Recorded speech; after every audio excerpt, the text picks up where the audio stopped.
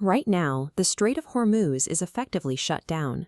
Global shipping is at a standstill as Iranian drone and fast boat attacks make the waters too dangerous for commercial maritime transit. The ripple effects are hitting the global economy hard. With roughly 20% of the world's total oil supply choked off at this narrow passage, crude prices have recently surged past $100 a barrel.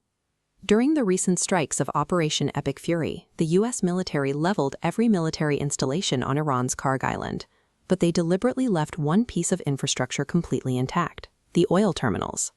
This is a satellite view of Kharg Island. It measures just 5 miles from end to end, yet the storage tanks and pipelines packed onto this tiny strip of rock process up to 95% of all Iranian crude oil exports. That single bottleneck generates over $43 billion in annual revenue. It is the core financial engine keeping the regime solvent. As long as those pipelines keep pumping, Tehran has the untethered cash flow it needs to continue holding global maritime trade hostage. To sever that financial lifeline, the U.S. is quietly assembling a massive naval force in the Persian Gulf. At the center of this buildup is the USS Boxer, leading multiple Amphibious Ready Groups, or ARGs. An ARG is a specialized fleet of about half a dozen warships designed specifically to deploy ground forces onto hostile shores. Coming along for the ride are the 11th and 31st Marine Expeditionary Units, converging from different global bases. Marine Expeditionary Units, or MEUs, are self-sustaining, rapid response strike forces. Together, they bring a combined contingent of over 4,000 U.S. Marines directly into Iranian waters. They aren't arriving alone.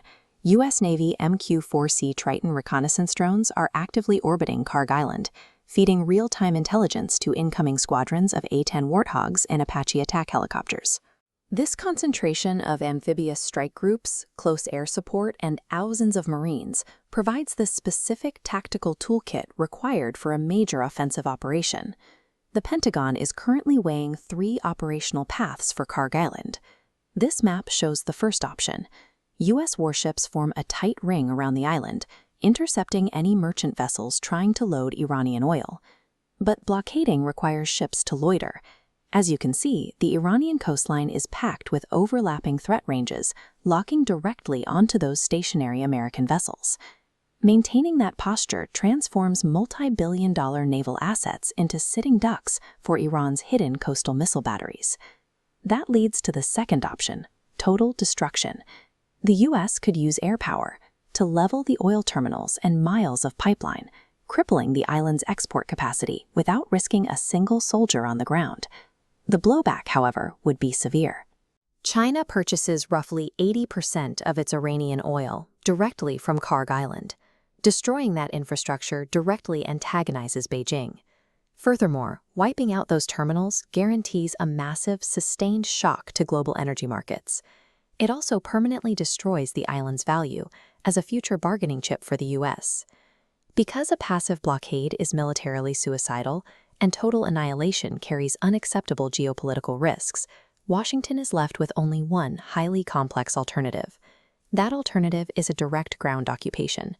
U.S. Marines would physically invade and hold Kharg Island. The presence of specific aircraft in the region points toward exactly this plan.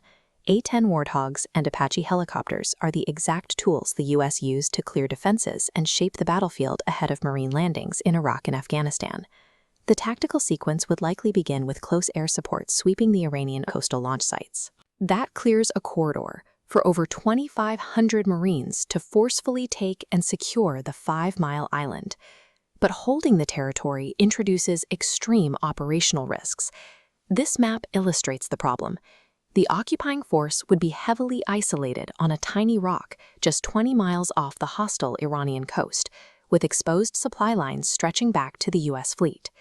That extreme proximity exposes both the Marines and their naval resupply vessels to relentless harassment from Iranian fast boats and suicide drones.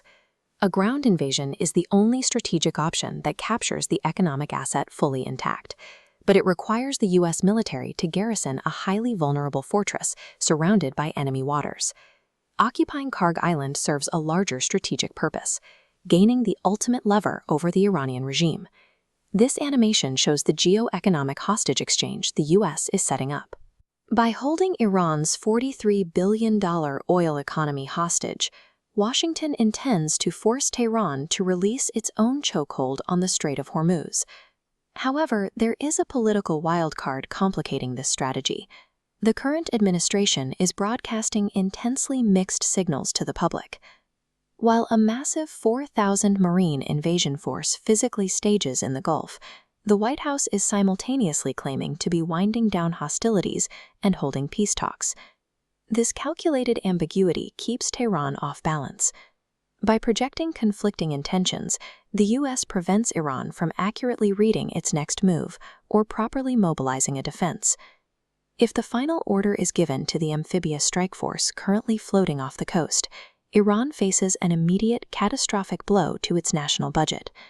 This military gambit forces a definitive climax to Operation Epic Fury.